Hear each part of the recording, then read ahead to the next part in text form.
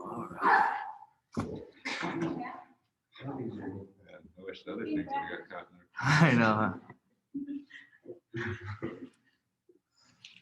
All right, inflated ego. Okay. We're ready to rock. Is this us ready?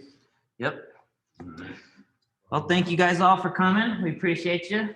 We're obviously diving into unorthodox style of psychology, religion, and just really spirituality practices that we've been studying and seeing across different religions, different times, different locations to best help us become the best versions of ourselves. I'll let TK start. Of course, he killed it putting this together. Yeah, I think kind of throw on top of that, we're all human. We all have psyches. So we're just trying to dive into that and figure out what does it mean to be human. What are we?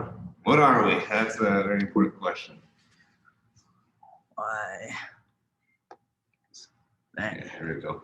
Cool. So if you did watch the video last week, you'll be pretty familiar with these terms, but even then, there are things that we have to continue to go over just to make sure that there is a baseline, because these are topics that will continue to be delving into. So the psyche, what actually is the psyche? So the psyche is the totality of the human mind, conscious and unconscious. Carl Jung also included in this definition the overlap and tension between the personal and the collective elements in man. Psychology is the scientific or objective study of the psyche. And so really what we're doing is trying to do that objective study of these things, taking our feelings out of it and really looking at this from a scientific way, if you will. But we're looking at the psyche in its wholeness, so both the conscious and the unconscious. And a very important point there is the collective elements of man. And really, if you look at the collective elements of man, really diving into myths is what we're going to be talking about. We'll actually be diving into a couple of myths today. Talked about it a little bit last week of how that's how man starts to learn to discover his inner world. But we'll actually be diving into one today, so we can go into that one. And ever since we humans in general have been here, everybody's been trying to figure out what the hell are we? Where are we going? What's next? Why are we here? And what is the mind? Like, because we all live, we're playing these movies out through our mind. And the only way and the best way that people have been able to pass those teachings and those understandings and that knowledge down is through stories. So stories have a lot of principles, and whether they're true stories, not true stories, as long as the stories contain those principles and those truths in them, we're going to start being able to figure out what have past humans discovered that we all have similar, whether it be thoughts, whether it be feelings, whether it be emotions, or patterns that humans have to go to in order to become the best version of themselves. And that's the psyche, is tapping into that full unconscious mode. Because I may be able to see something in one way, and that may be my whole world. But until Denby comes out and says, hey, T, there's another angle here.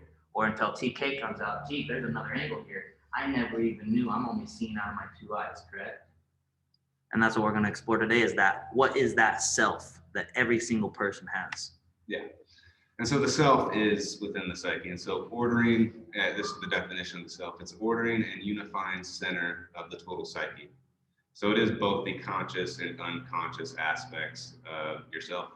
And just as the ego is at the center of conscious personality. So we'll dive into the definition of the ego as well, but the self, the way that I've been explaining it is the unconscious is this great abundant ocean. And it has both your childhood past and then all of these experiences that you've had your whole life, but it also has the collective elements of man. And so these stories, these myths are included in there.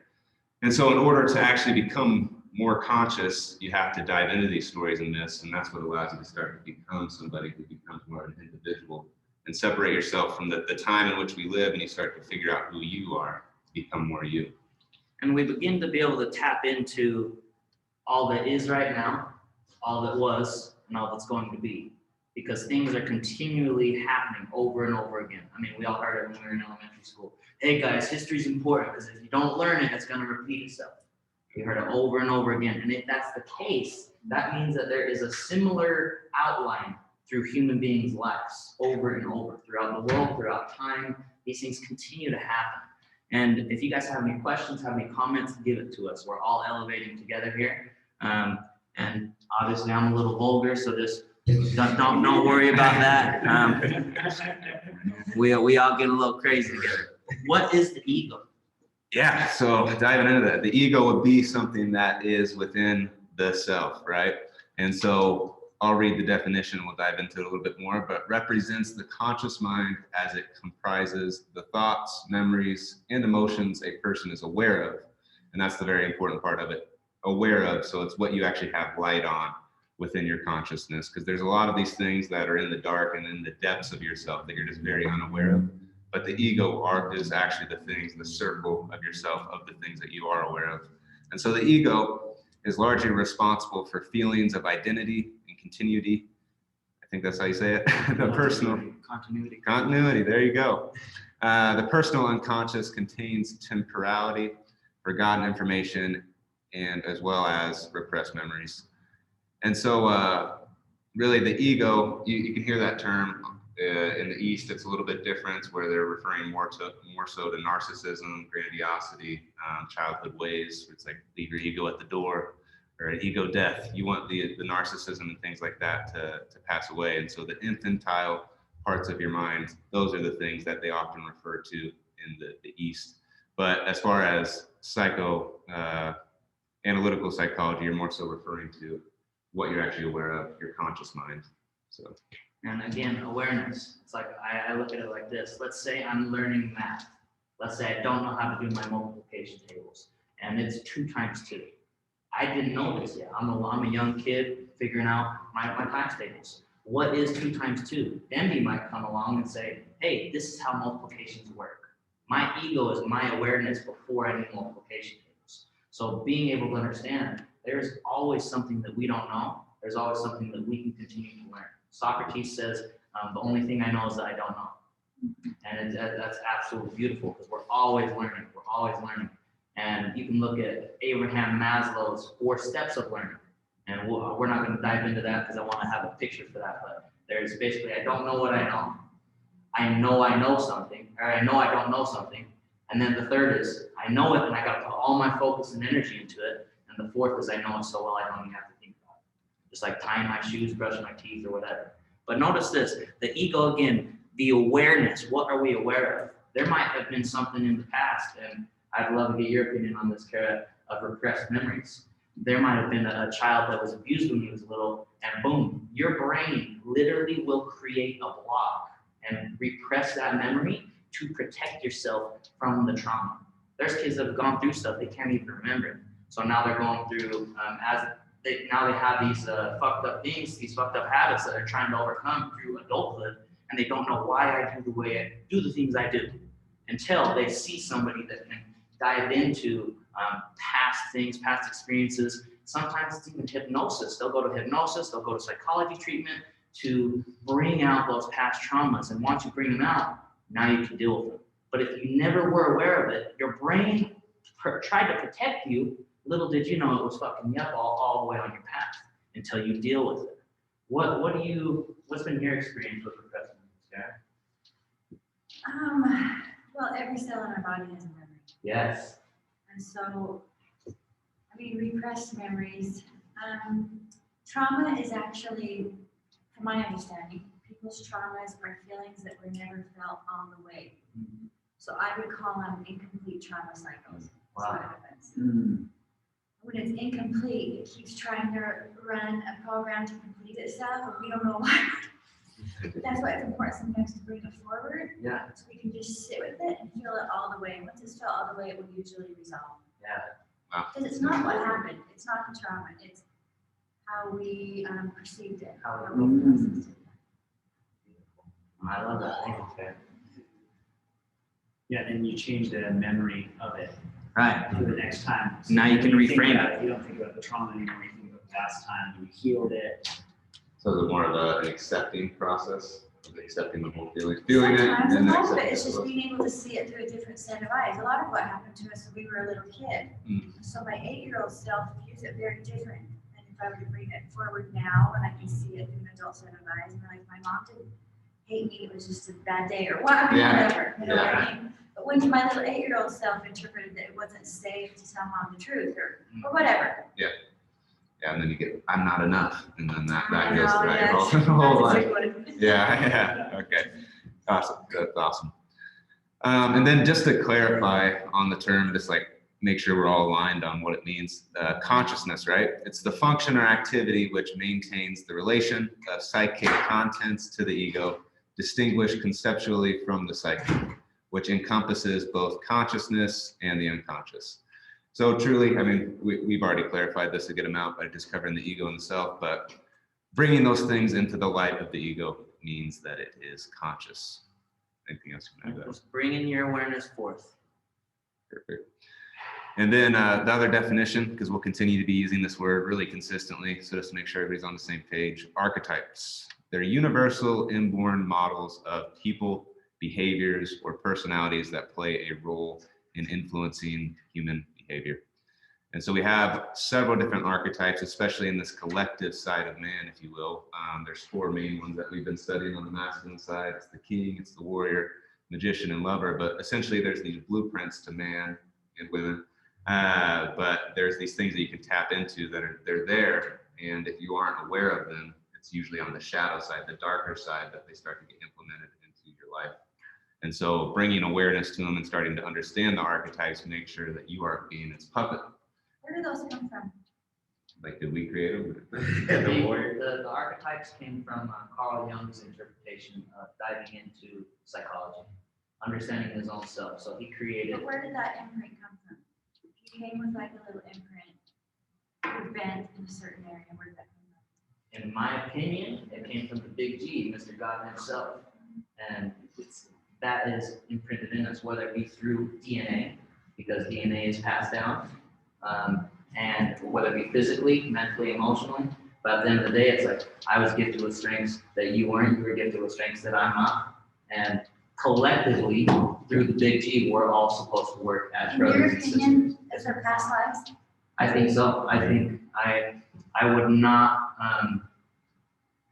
discard that in any way, just because we'll break into this next time. There's this guy named Richard Bandler. He created what's called neuro-linguistic programming, NLP, with a guy named John Grinder. Would you be so kind to go and And there's this guy, they created John Grinder was a language expert. Richard Bandler is a hypnotist. And just back to, I'm going to come right back to past lives, but on personalities, he made a comment in one of his lectures in one of his seminars. He says, everybody has a little bit of schizophrenia in them. And what that means is up for interpretation.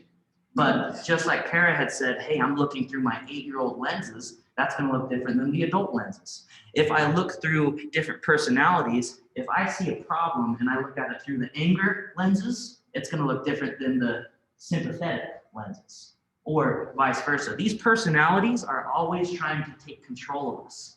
And you can't, and if you don't know that, they'll take control of you in certain ways. Who's seen something or had something happen to them in life where like, boom, from 0 to 100, I wasn't ready for that. I'm so pissed, they're flying off the wall, losing their shit. And then after they're done, it's like, man, that wasn't even me. You never apologize. Yeah. And then you're like take it all back. I fucked up, I shouldn't have done it, that wasn't really who I am. But it is at a core level. And all of these personalities are trying to take control. And instead of letting them take control during the external things that happen in life, now we have to work with them. Hey, it's okay to use that passion that you have behind the anger in a different route. It's okay to be passionate about something, but destructive anger will start taking over me. So that's something to start taking into consideration. But past lives is something very, very beautiful to understand, because you can magnetize information to anything. So do you guys remember a floppy disk? Where all a floppy disk is Yeah. Yeah, I was on the exit of the floppy disk. But you can magnetize information. All a floppy disk is a north and south pole, information magnetized to it. DNA is the same way. It's just information. That's why you got your same nose as your dad, and that's why you got the eyes from your mom. It's why you can continue to see that information be passed down. But Richard Bandler had an interesting concept where you have a North Pole and a South Pole on the world. And Nikola Tesla would call this the ether, or the all energy, all around us, floating all the time. That's why he wanted to create free energy. But if you have a North and South Pole on the world, and there is information around it, let's say you think a thought, I think a thought, who is to say that that's not in the air floating around it all the times? Who is to say that throughout history, throughout past, all of those thoughts that have ever been thought aren't floating around us at all the time? And depending on where our consciousness is, how much we can tap into that area is where those thoughts will come from. So let's say you're working on a problem. Einstein would talk about this. He's thinking about the problem so hard, thinking about it, he couldn't figure it out. And then all of a sudden, after he worked so hard on the problem, he couldn't figure it out, he would go swimming in complete silence. He'd just swim. And then boom! Then the idea flashed into his mind. And that was the answer that he needed. And it's like, oh shit, how does that happen? Is it pulling from that all mind? Is it pulling, which is past what is, what was, and what will be? Is it pulling from the big G? That one creator? That's something for speculation and at least to take into consideration. So I like Richard Bandler a lot. He'll create some mind-provoking questions. Yeah. But yes, I do believe in information being passed down from the past. Yeah, and then just before we move on to that, I just wanted to make the point that regardless of the origins and stuff, they are there. And so, I mean, if you're unconscious of them, they essentially start to control the ego. And Right. so somebody may think that they have the willpower and all these great things, but life is actually more like a movie, and you're just the actor on the stage, and you have the self out in the audience, and he's basically telling you what to do, where to go on stage. And so if you're unaware of these archetypes, they start to take you over and control you, essentially. So understanding those. And so this is something I wanted to cover because really this is what we're talking about doing.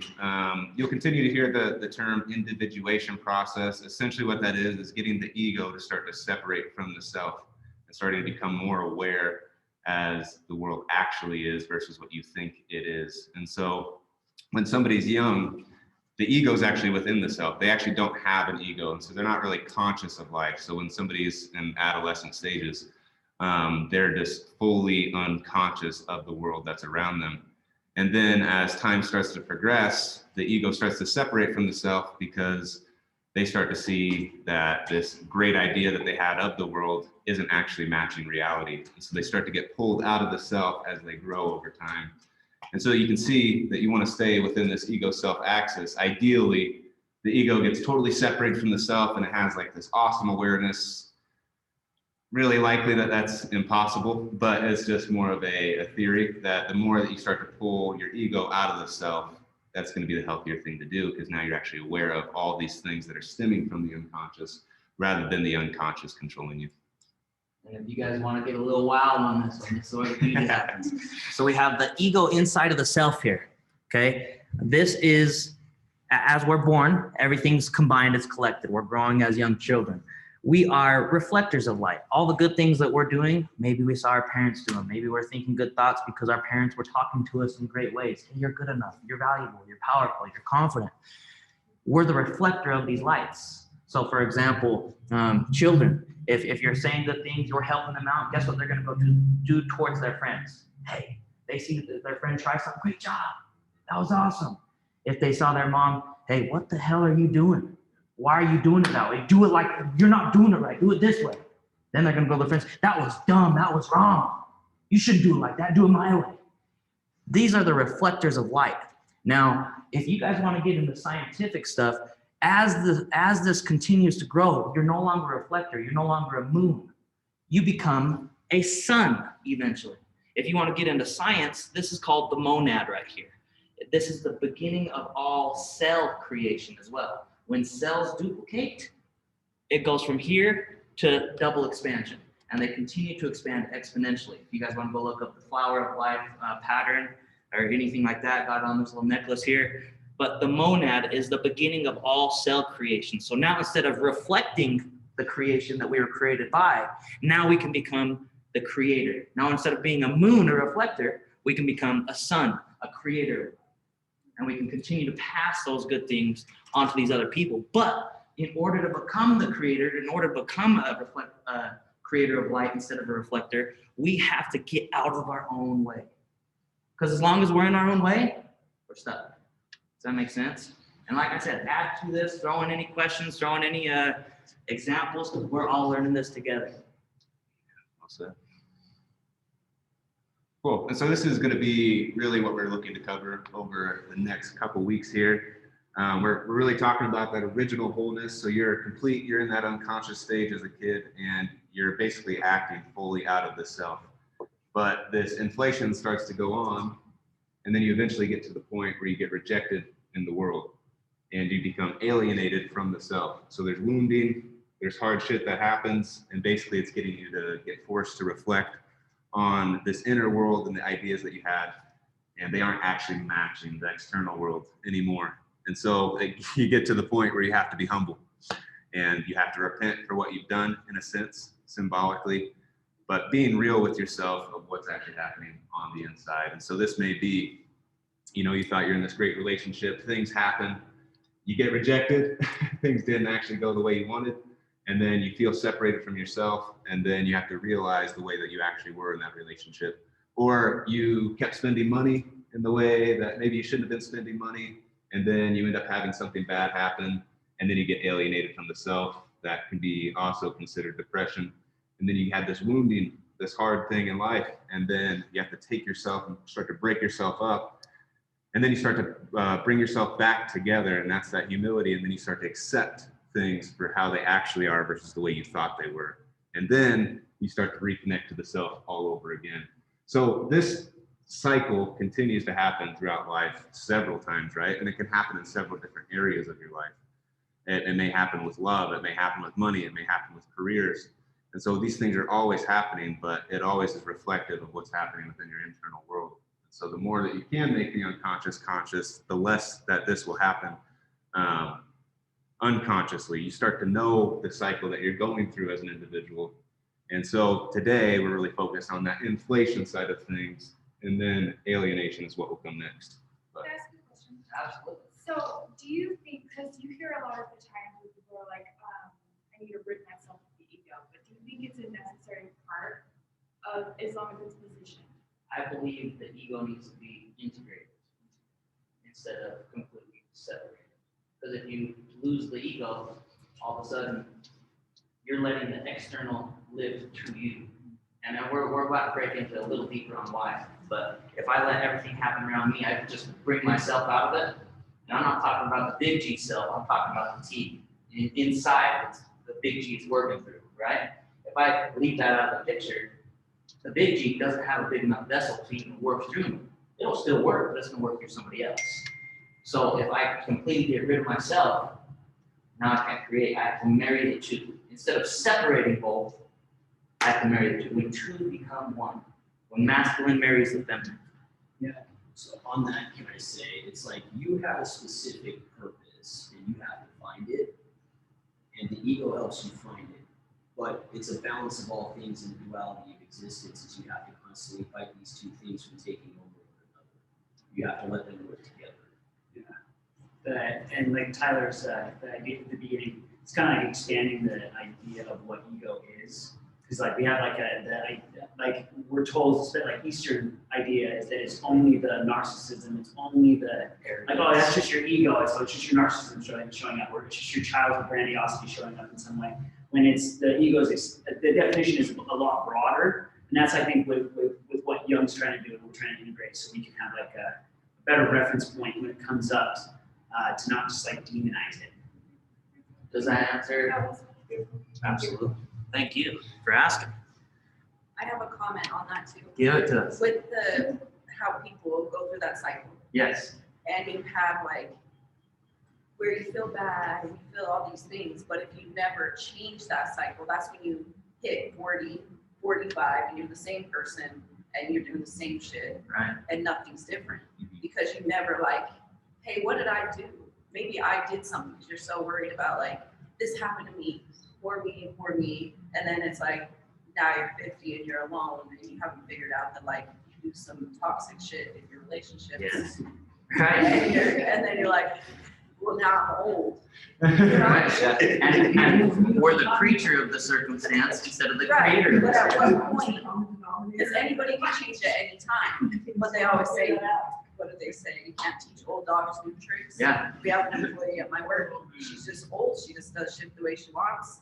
She's never gonna change, and it's always gonna be annoying. Yeah. But she's 70. Yeah. So she is what she is, but like at what point is, I don't know how to ask the question. You can always change and you can always become better, True. but you have to take that part and realize that like, oh, you know what, I had a big part in this. And like, this is what I did that maybe chain reaction caused this for them. responsibility Right. and real responsibility. Because if you, yes, I was just gonna say, I think a lot of that is the fear of discomfort. Like no one wants to, Yeah. I guess, be aware of it, the Yeah. fear of failure. But I feel like once you accept that you're gonna fail, like that's a part of life, like making mistakes and learning, you can like start that cycle of growth. exactly. And it's, I was gonna say, and it's the little S self who's like, nah, I'm the guy. And he doesn't want to be hurt, right? Or she doesn't want to be hurt. And it's always this person that's inside that doesn't want to be hurt. It wants to be the one that always wins and never loses. And so that's why nobody wants to dive into this, because a lot of people don't even want to realize that part of life is shitty. Part of life is pain and suffering. And so the first thing to do is actually realize that, okay, I do actually suffer as an individual. And once you actually open your mind up to that, then you start to let go of the fear a little bit more and acknowledge these negative traits that you have, which would be those things that let go of the ego, right? It's the letting go of those childhood ways. Because a lot of people will just stay in inflation their whole life. And we have a perfect picture for it a little bit later. Yeah, you guys are gonna love it. but it's like, instead of going through this cycle, right? They decide to just stay within this inflated state, and they never actually have something that's hard enough in their path that actually gets them to start to become humble and change. They just will stay in inflation their whole life and be basically a child in an adult body. And so that's the issue of not being aware of these things, because if you are unconscious to the fact that, hey, I'm going through a cycle, you don't realize what comes next. And so you're just stuck. You just feel rejected and you're alienated the whole time. And then they're depressed and they don't feel fulfilled in life. They don't know what their meaning, what their purpose is. And then they're just stuck there. And because they never take responsibility, they can never get humble. And because they can never take responsibility, they can't accept it. And until you take real responsibility, is being responsible for you and everybody around you for their results, especially if you're a leader of any capacity. If your team loses, if the team would have won, you would have got the credit. But if they lose, you better damn well better not be blaming them on the loss. Yeah. Because if you're the leader, that's your loss. You need to do a better job of leading, and that's something we're all learning as we go. A good physical representation is like getting overweight or like unhealthy, you know, it's like, and then like humility and humiliate, right? It's like you have to get to a place where it's like, okay, I'm humiliated, like I'm ready to say that I suck before you can start getting better. Because otherwise you'll die the guy and you have a heart attack when you're 42, you know? Like, Yeah. But you were telling everybody else how to work out your whole life. yeah.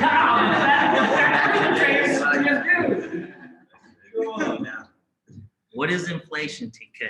Yeah, so I think it's good to clarify the definition now that we've been talking about it a little bit. So it's to be blown up, distended with air, unrealistically large and unrealistic. I put that twice. I did that last time.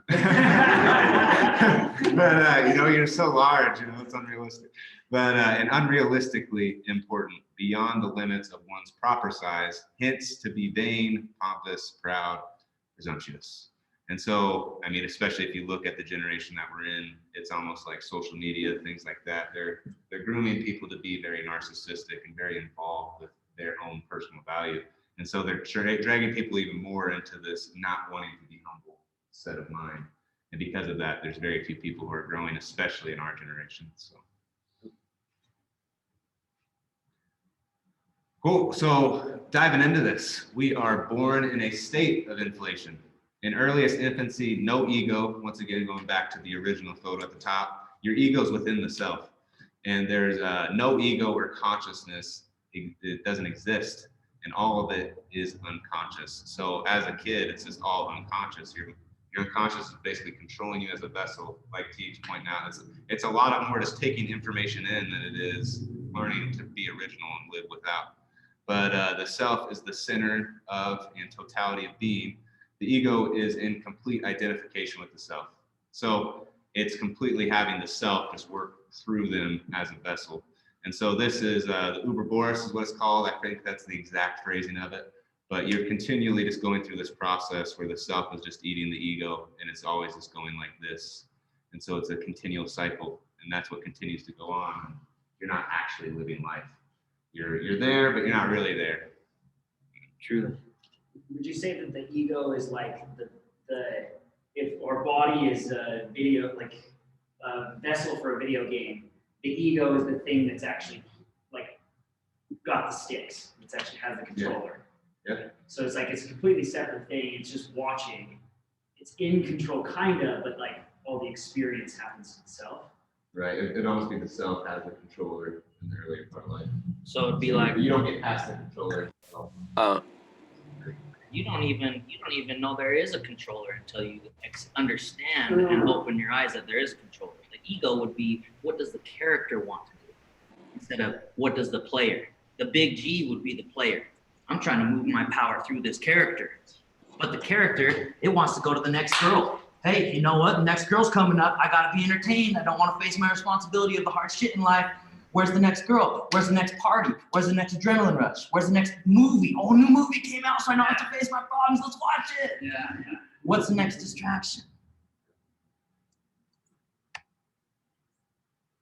So this is from here as well. So he cannot yet think at all. So once again, he doesn't know he has the controller, but his total being and experience are ordered around by the assumption of deity. And so he thinks he has this divine status, but it's actually the self, right? And so anything to do with the self is very divine. It's this thing that's greater than you, but it'd be the equivalent of Jesus basically getting controlled completely by God the Father. So here's again your character. The person controlling the controller is divine. He'll give you guidance, but if you want to fuck around and leave, he'll let you fuck around and leave and accept those consequences for it.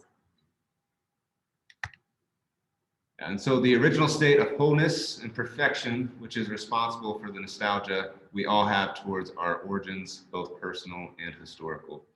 So this state of being young, I mean, you look back on your childhood and you think it's like this magnificent thing, right? It was very beautiful. It feels divine, you know, when you're younger. And like I even have my earliest childhood memories, and it just feels like it's way more nostalgic than, you know, my high school memories and things like that. It's a lot more divine, but it's because you're so intertwined with the self and the unconscious. And so it's a lot different memories than the ones that you had, you know, just last year or the year before. And so that is why it's because it's all just the unconscious was living within that time frame.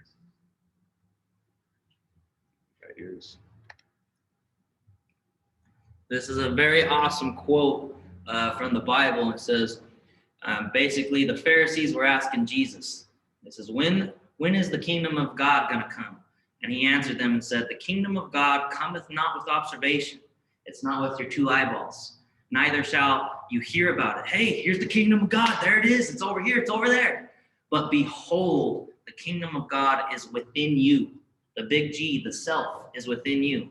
And the multiple different religions speak of this same exact concept. And again, it doesn't matter where the origination come from, as long as the principles are true. Death and rebirth. Yes. Like, yeah. Infantile grandiosity. Yeah, so that's where the fun begins. But child experiences himself quite literally as center of the universe. And so he's within that self, and he's literally getting life handed to him because the mother's taking care of him or the father's taking care of him. The mother at first answers that demand, hence the initial relationship tends to encourage the child's feelings that its wish is the world's command, and it is absolutely necessary it be so. Oh, I didn't get what I want. I'll cry until I get it. Then the mom gets it, bam. Now reaffirms, hey, this is my world. I get what I want in my command. And so your life as a baby, you're growing up, you're thinking, hey, this is my world. This is what I get. I command it and I get it. And then we're in for a rude awakening though, huh? Before long, the world begins to reject the infant's demands. What the fuck? I cried, and my friend didn't give me the result. How come? My whole life, every time I cried, my mom gave me the result. Why is this not working now? What the fuck? Yeah, so this, this sets the tone for the rest of, especially like a man's life. A lot of people have problems with their mother, but it sets the tones for the way that they start to take on the world. They think a lot of these things should be handed to them. They should be able to go to the university for free. They should be able to get welfare, whatever it may be, but, or they think they should get this girl when they haven't actually earned her in any type of way. But it's very focused on, getting this job just because I deserve it. And so before long, the world begins to reject the infant's demands. And so once again, you almost have these kids living in adults' bodies, but the world starts to reject them because their worldview doesn't actually work for the way the world actually is. They start to realize that life is pain and suffering, but they don't want to admit it. And so they're staying as a kid inside their mind, and they don't actually go from boyhood to manhood or girlhood to womanhood. And so before long, they start to feel really depressed, and then they feel the world's rejected them. But it's really just because they haven't gone back into this and started to realize, oh shit, I'm still reliant on this idea of my mother taking care of me. But just like you had said, Lindsay, where people never change. They're 40, they're 50, and then they're like, oh shit, what's going on? It's like the kid that graduates high school and he never reads another book, never learns another thing, and he's literally an 18-year-old in a 60-year-old body. The mind never continued to grow, the spirit never continued to grow.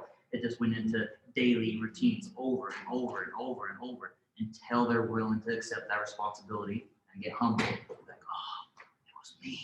That's when they need a dose of ayahuasca. I tell you what, humble pie always tastes shitty. Every time. But everybody needs it. It's the most nutrient dense pie there is. Yeah, once you start to associate pain with growth, right? You're starting to think about being humble in different ways. But you can kind of see here, this is basically the way that the man's thinking in his head as he's gotten older. He still thinks he's in touch with this divine mother, and she's there to take care of him. It's that comfortable state that he's always looking for. He doesn't want to go work out. He doesn't want to do the hard job. He doesn't want to do those things.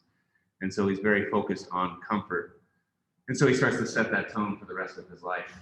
And this is also relevant to womanhood, of course. But Tegan, I love this image, but this is what a lot of people are in their heads, right? It's like they're just they think everything should be handed to them, right? And they want that comfortable state. They don't want to actually put in the work. They don't want to actually be the guy. They think they are in their head, but they didn't actually put in the work to work out. They'll watch Conor McGregor, and they think because they watch Conor McGregor, they got the same style as him in the gym. They know how to fight because they watch the videos. Or it's just like you were talking, crew. It's like, man, I watched all these health things. I was a cupcake maker my whole life. I watched all the videos on working out, watched all the videos on nutrition.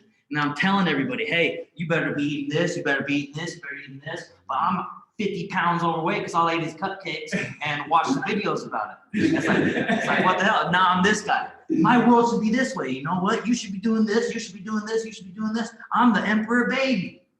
I got the grapes over here. These need to be fed to me. I know what's going on. This is my world. And then all of a sudden, like you said, you have a heart attack and you're like, oh shit. The scary thing too is they thought of themselves as like God for so long, essentially. Like that they're like, my worldview is created, that when it gets shattered, then the next thing that comes that looks anything like deity-like, they're gonna give it to you. So like when they have a heart attack, they're like, oh shit, I needed to change. They see a guy in a white coat or a woman in a white coat, and that's their new God. That's like anything they say. Oh, he wants to give me 16 pills to take every single day. Don't even question it. I'm not changing my life. That's God now. Whatever he tells me to do, I'm doing it. So it's this nasty trap that people fall into. They just give it, if they're not willing to work hard, it's just giving up their power to someone else. Exactly. Do you guys think it's possible to become ego? Oh, a second, I can't hear you all the way, man. Just one moment here. I don't know how to do that. 1 sec. Morning. Yeah, that's as loud as it goes. Let's see. All right, we'll just have to listen very closely. Yeah, go ahead. It's just a question. Do you think it's possible? I personally believe it is, obviously, but is it possible to become ego inflated when nothing was given to the child? Yes, I think so, because if you look at a child, it's not even taught. This is so interesting that if you look at two children and one of them has a toy. So the question is, can you be ego inflated if your child is not taught to be ego inflated? And I believe yes. But if you look at two children playing with a toy, and all of a sudden, baby TK and baby T are playing with toys, and TK takes my toy. Mine. You don't teach a child that. It's internally ingrained, and that's ego. Instead of giving, hey, you play it for a little bit, and then I'll play it after you play it. You're not no, that's my fucking toy. I don't care who this other TK baby is, Emperor baby, because this is my Emperor baby. You know, this is Emperor baby Teague's world, and so we get caught up in it. But does that answer your question, Brian? Yeah, it was just I wanted to see your thoughts on it because I personally feel that the battles to fight that ego inflation is almost at times harder to fight than the one that the world puts on. The world makes you. You know what I mean? The way your mother makes you, if that makes sense.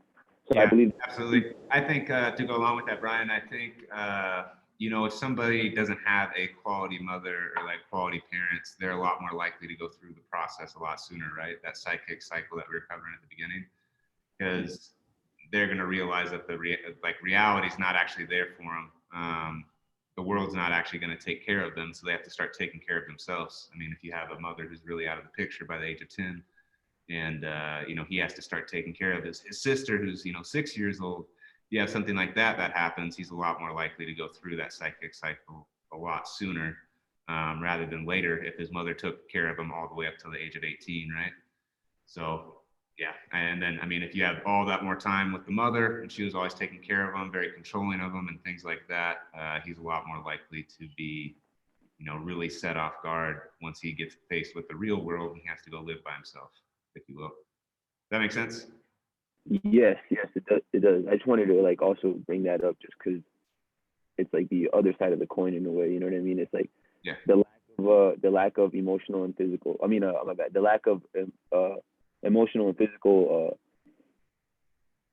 figures of like your parents versus like your parents overwhelming you with everything, you know what I mean, and give you everything you want, you know. So I feel like me personally, I never got everything I wanted, you know what I mean, but I still battle ego inflation every day. I think we all do, you know, but it's like I believe that's almost a little harder in my opinion. Yeah, absolutely, especially if you have parents who force you to have to earn things yourself. You know, you're going to have to start, that's going to be your worldview. It's like, hey, I have to earn shit rather than I get things handed to me. So yeah, that's a good point to bring up. Things and it like inflates your ego. Does that make sense? It's like weird. It's like you're doing that. It's like you're earning stuff because you don't want to have an inflated ego in a way. You're learning these ways of like obtaining things yourself. Things aren't just given to you, but then you obtain those things and you have the choice to become ego inflated. You know what I mean? And I think that's where these things come in handy because you can be aware of that and stop yourself from being too inflated. Or yeah, well do you said. think it's all bad? Do you think inflation can be used as a tool as well? I'm sorry, I couldn't hear.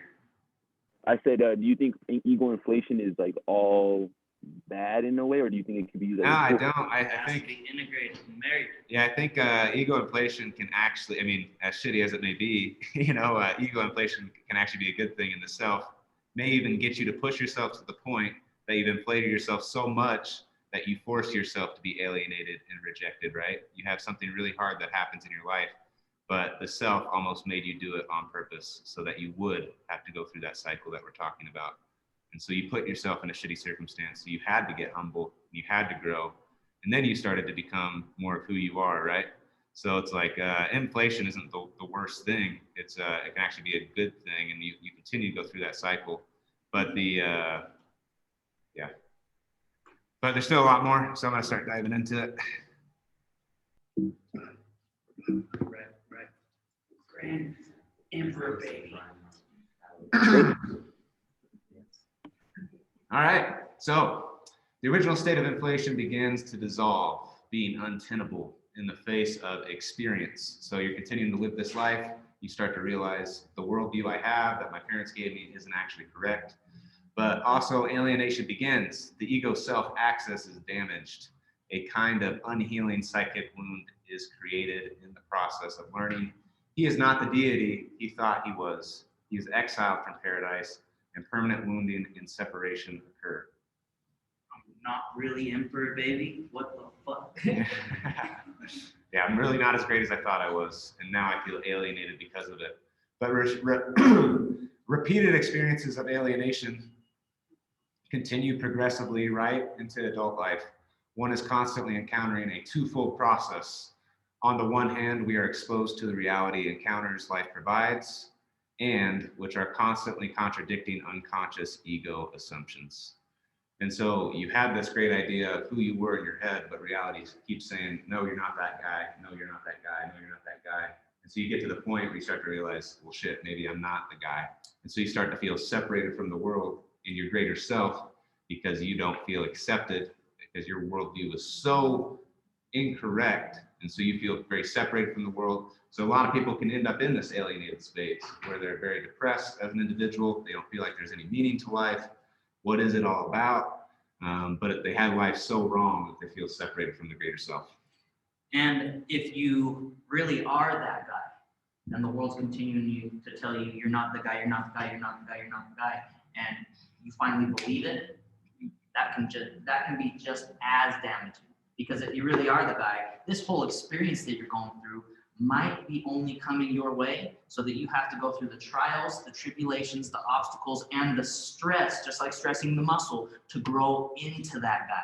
I don't believe anybody has the visions or the thoughts of who they can potentially become if it wasn't given to us, because I think different than Demby thinks. Demby sees what he can be different than what I see. TK sees different than what he can be than both of us. Every person has their own internal view, that movie they're running in their head of their elite selves.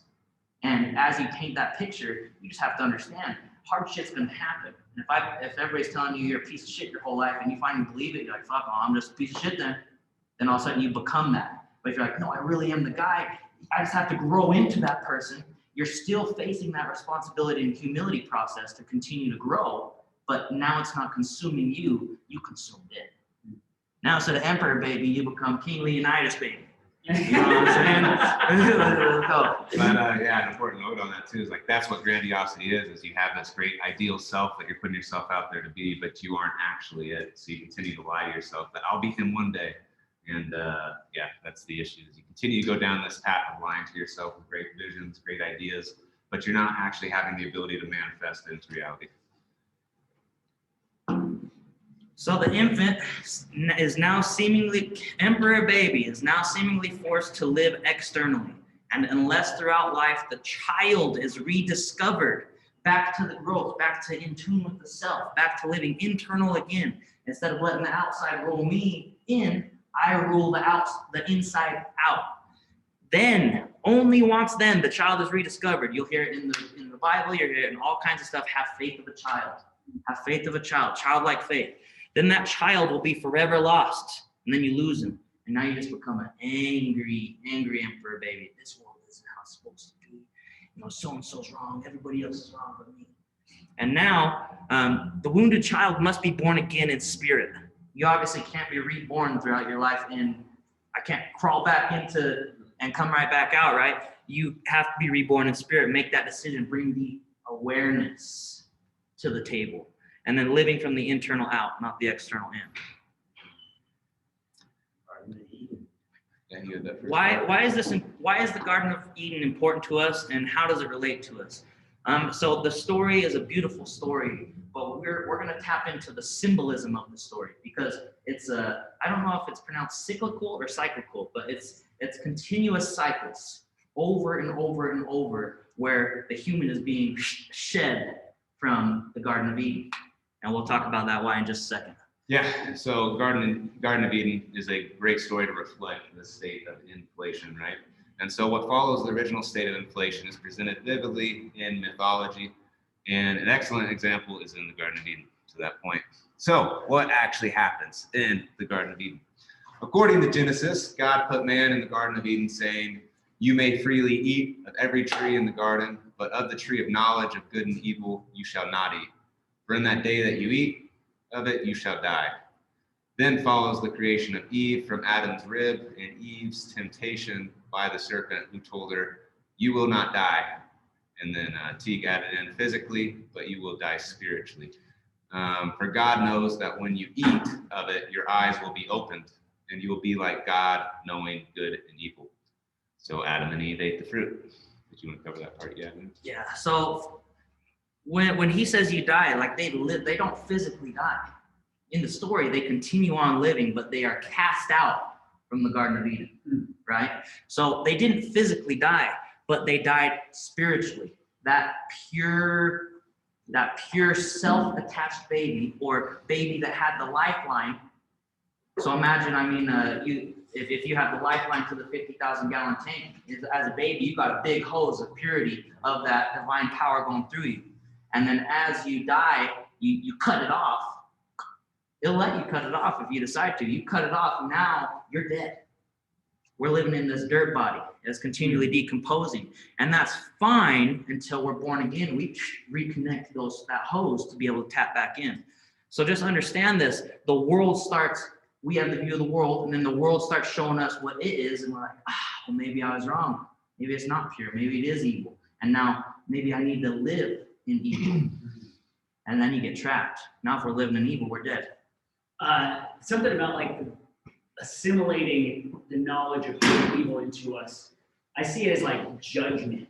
Like, so it gave us the ability to be a judge, right? And the most connected to it we are to the non-judgment is when we're kids, right? When we're just like flow, we love whatever it is, you know, like we don't judge it.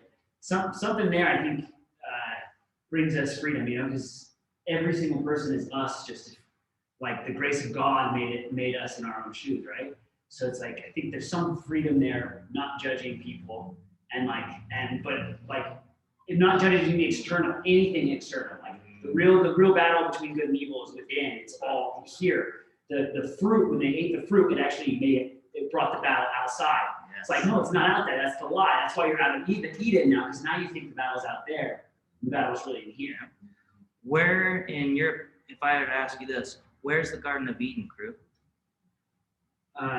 Someone said they think it's in Kentucky. And maybe a better question, is it a physical location?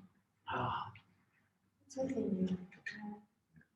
Kara with the bombs over here, let's go. And that's why I'm looking for the Garden of Eden. We haven't discovered the Garden of Eden, just like Kara said, it's within you. Well, this story, I don't know. Yes. Babies cannot even separate, when babies are in the womb, they cannot separate mom from them. Right. If something's happening to mom, it's all happening to them. Even when I'm zoning someone, we pick up on everything our mom experienced. Some of our bent comes from even what mom was going through. If abuse was happening to mom, abuse was happening to baby, we can't separate it. And our first fall from the garden is when we were born. Yes. From our mom. She used to take care of us and all of our needs. And then the second we're born, that is part of the fall. Yeah. And then we're on our own Right. to kind of figure this out. I don't know. No, that's beautiful. Even that's great right there. It's true. If God is within you, Yes. okay, like you say that. So in the culture I grew up in, we were taught we're all children of God. Okay. The Buddhists have another beautiful way of saying it, that we're all fragments Yep. of God. And so if we're always looking behind some cloud to find God, we'll miss him every time. Yes. And so it's kind of a trap, I think, if we're looking outside of ourselves for something to save us. Like even the second coming of Christ, if you've heard of that happens within you. Right. Yeah. And if we're always looking outside for him to come save us from it. I mean, 2020 was a crazy year, and I've heard several times people say, I just want Jesus to come in and save us. I'm like, that has to happen, within you. Yeah. Or even like Trump's come save us, or Biden come save us. Like that's a trap too. Yeah. Like, no one's coming to save you. Yeah, a quote I continue to circle back to is Jung points out that he's like, I regard the psyche as real. And so what do you mean by real, right? Because it's like the psyche world is almost more real than this external world, because we're always there, right? So if the psyche is real, that would mean that these things do take place in the psyche, to your point. So that's awesome. Yeah, no, Kara, thank you for sharing that. Cool. So they ate it, and then Caroline, birth is like super traumatic too for like a baby. It's just for what the being is Just gets experiencing. beat up, dude. You're getting like you're like what? And then they It's like you're getting punched you on the way out, out. and they stick a bunch of stuff up your nose and shine bright light in your face. Exactly. And then you have to start eating stuff. You're like, what is this? Like, it doesn't come through my belly button anymore. Like, it's like so rough. You'll experience it over and over. I've had experiences in life where I felt like that. Yeah. What the? I don't want to do this.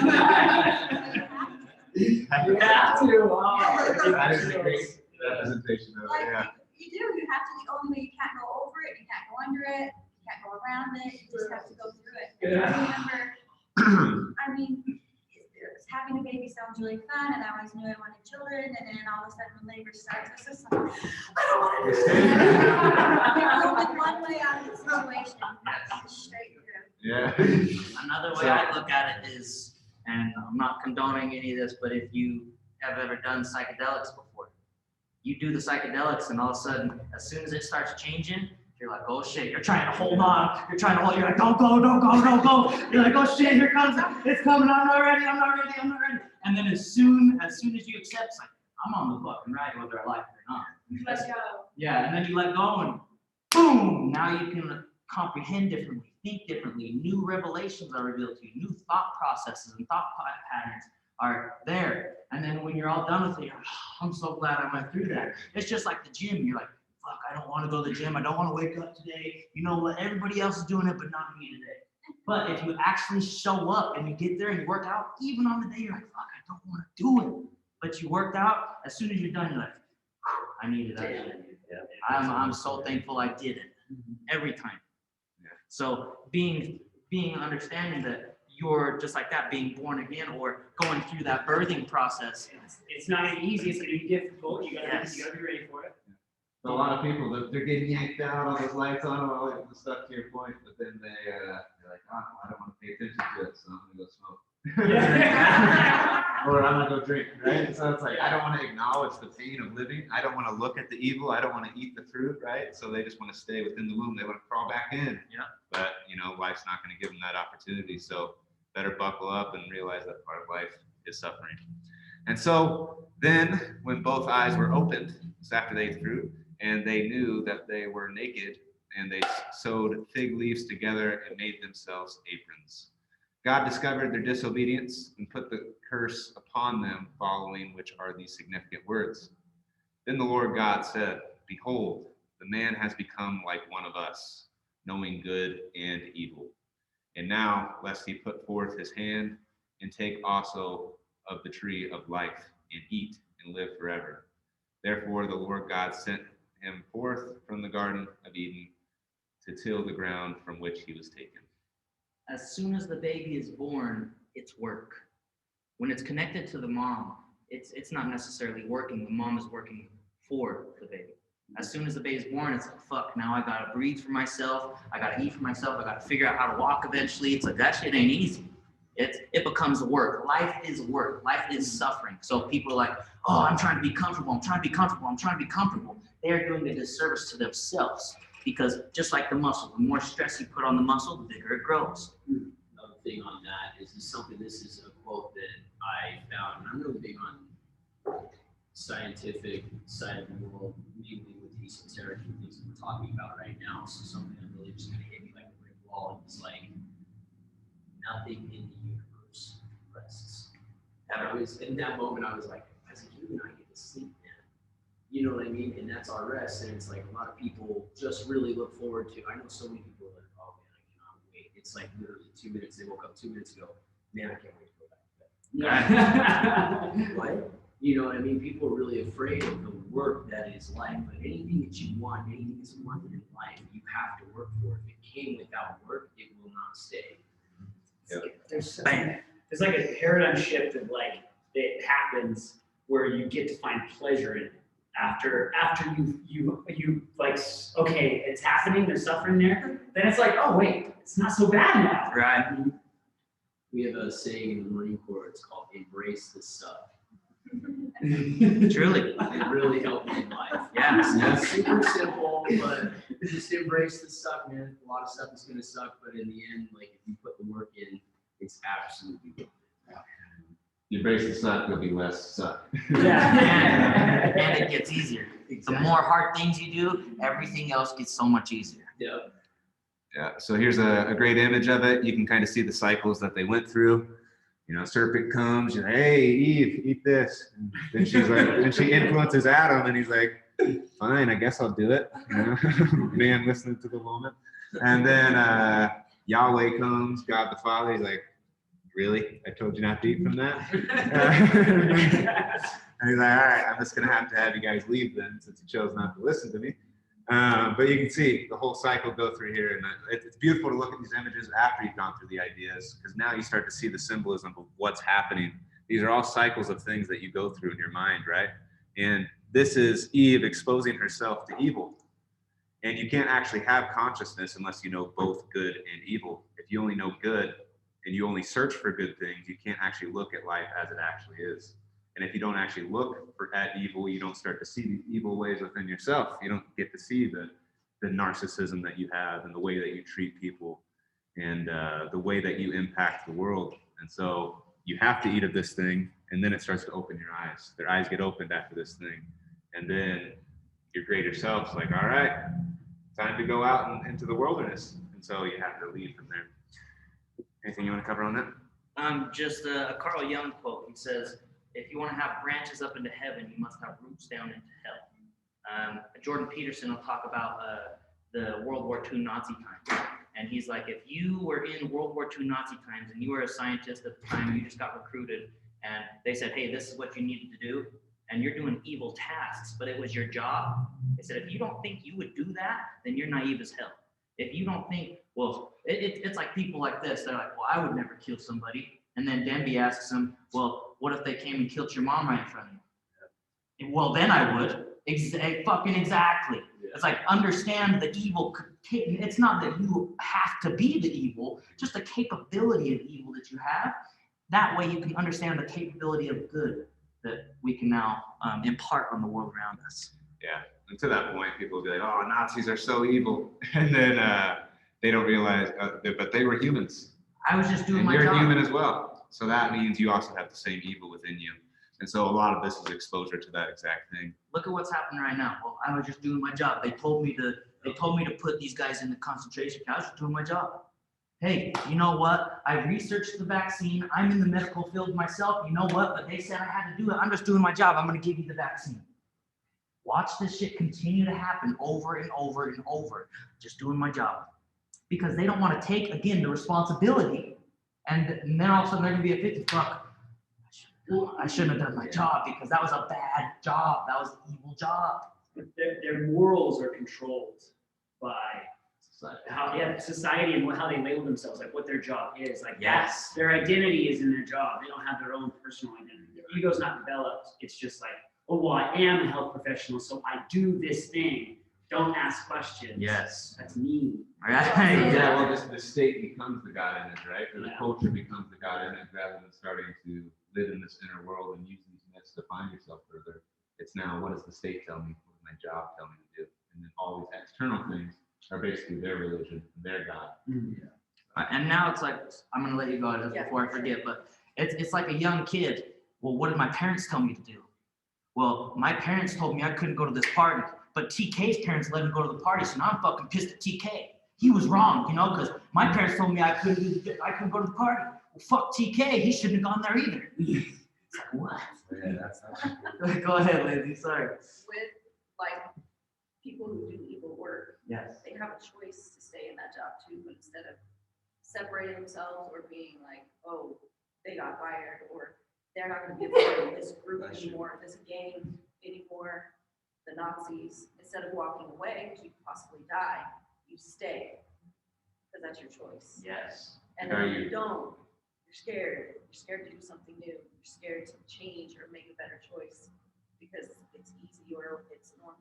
The perfect modern day example of that is Edward Snowden making the choice to. The perfect modern day example of that is Edward Snowden making the choice to be a whistleblower in the CIA. A lot of people don't have a full understanding of the sheer.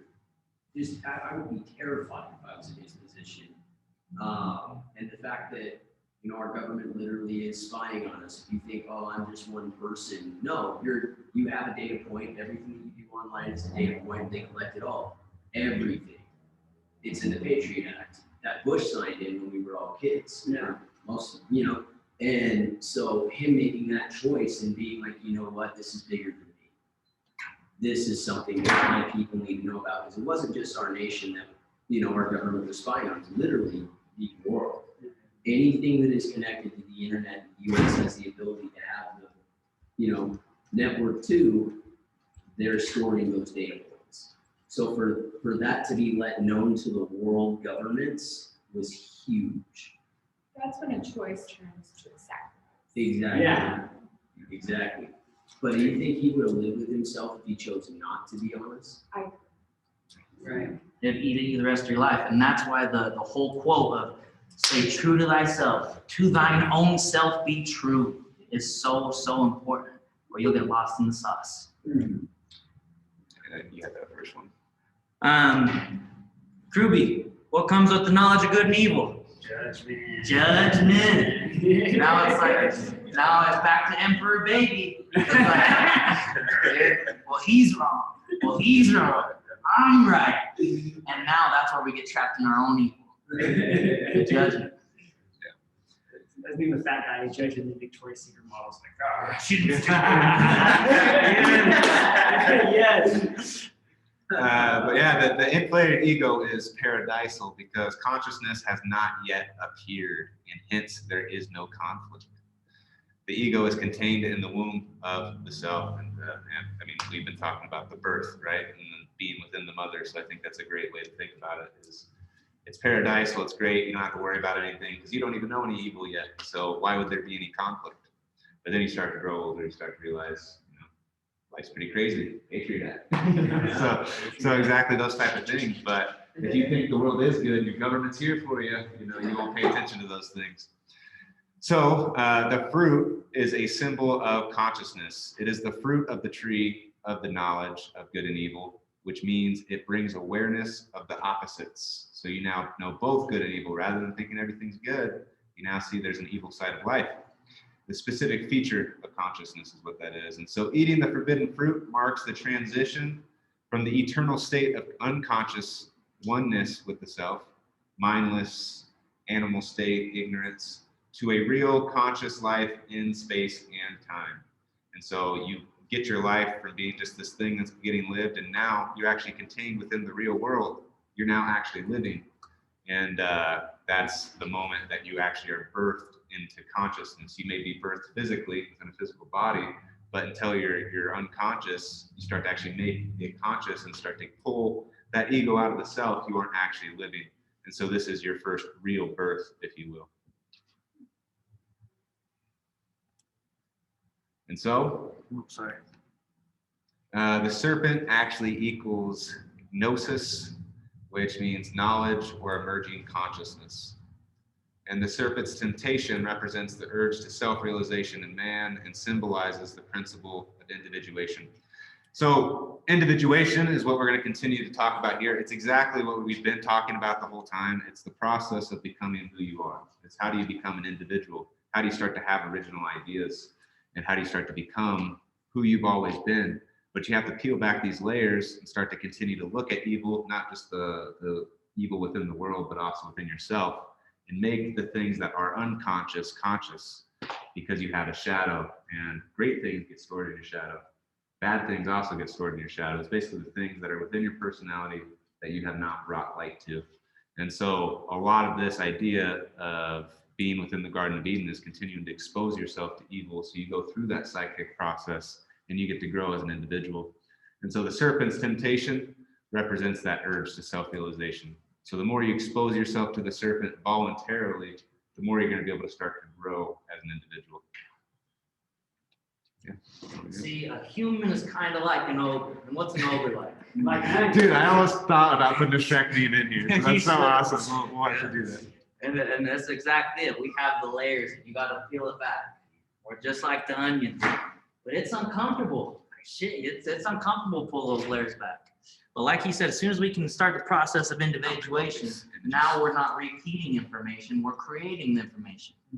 It's not, hey, this is true because my dad told me. It's like, no, this is true because I found it to be true based on my experiences, and let me show you. And again, I could either, and once I tell you, you can accept it or deny it. And you get to decide. But as soon as you experience it, you know it to be true. Yeah. I'm gonna go over this image real Yeah. quick. So you can see Garden of Eden's over here. It looks all beautiful, looks great, looks nice, paradisal, right? And then you can see the light that's radiating from it as they go across this bridge into what would be deemed the real world. You can already see there's like a wolf waiting over here for them. There's a volcano in the background. So once you get exposed to the real world, it is that pain and suffering that we continue to talk about. It's you having to look at the world as it actually is rather than this beautiful picture that you've been living unconsciously your whole life. And then even in this one, you can see there's a whole fence around this idea of Garden of Eden, right? You can see she's eating once again from the tree. Got Adam there. I guess he has a beard this time. But you can see they got the real world around them. There's him working in the field after all this happens. You also have the sun, the moon, the more symbolism to come on all of that. But you can see this is all guarded, and everything's guarded from the real world.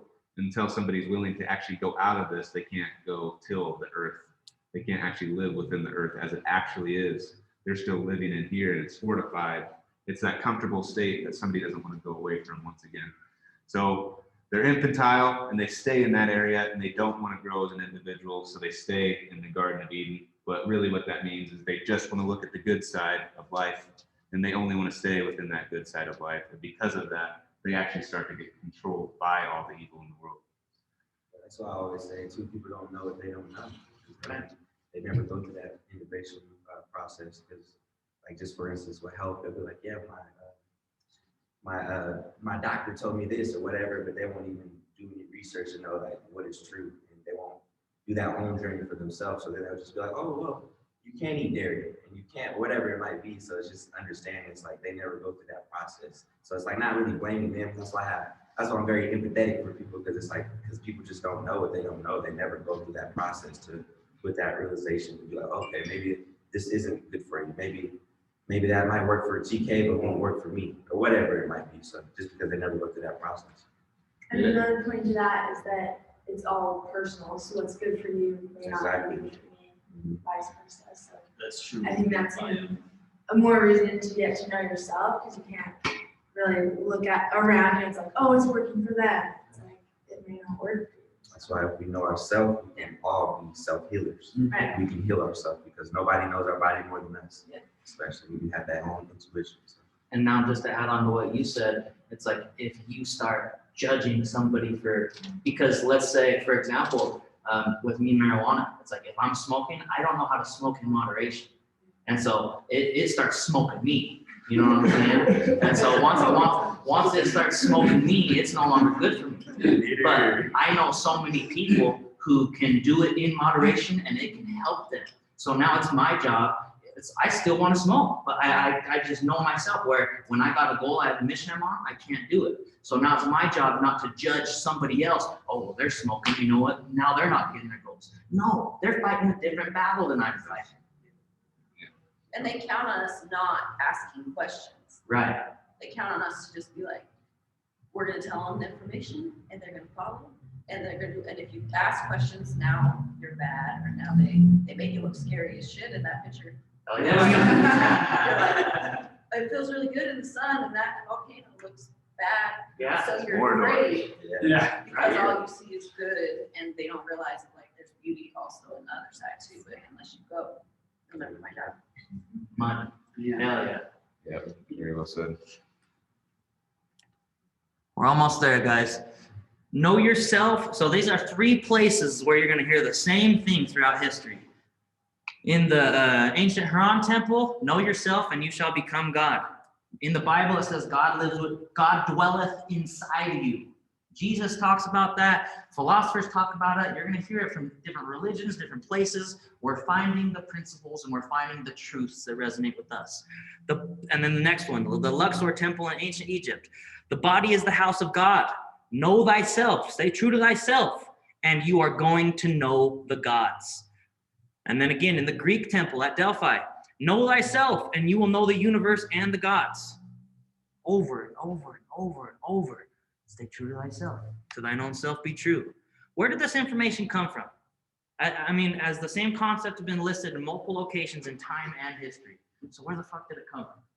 One thing we know is history and the pen has been written by different strokes by different people who have their own agenda to tell the story. So how do we know that something is true or not true? The only way we can know is what lasts throughout history over and over again. It pierces through the illusion of the bullshit, if that makes sense. Where did it come from first? And this is what I used to want to be an archaeologist, so go find different places around the world. Egypt has always been so fascinating to me, but what happened before Egypt? We don't know. It's not written. It got taken away, whether that be when the Library of Alexandria got burnt down, where there have been different people writing different stories. We don't know. Well, one day, the goal is to have the Vatican Library release all their archives and see what the hell's really in there. But Pythagoras, he was a badass too. It says, man, know thyself, and then thou shalt know the universe and God. Where did Pythagoras go to learn his teachings? Library of Alexandria. Where did all of those guys go? They went to Egypt. Yep. They learned from the great wise people of Egypt. That's why you'll hear people like Nas, the rapper, Immortal Technique, the rapper, and multiple people saying, hey, the Africans taught the Greeks. And they're like, well, what the hell? It's damn straight. They really did. The Greeks, the greatest philosophers, would go down to Egypt, learn this stuff, bring it back to Greece, share the information, and then what started happening? You had philosophy, the Stoic philosophy, and a few other philosophies of school of thoughts, and Christianity getting built at the same time. Now they started going to war. Whose information's right? Instead of sharing the principles of truth, right? So do we get caught up in thinking that we are God, the big G? If so, we're emperor baby and we're gonna get fucked up fast. What damage could that do to us? It shocks our whole life. And how do we get to where big G God is working through us as the vehicles instead of getting lost in our own ego and external consciousness? Me and Denby talk about this all the time.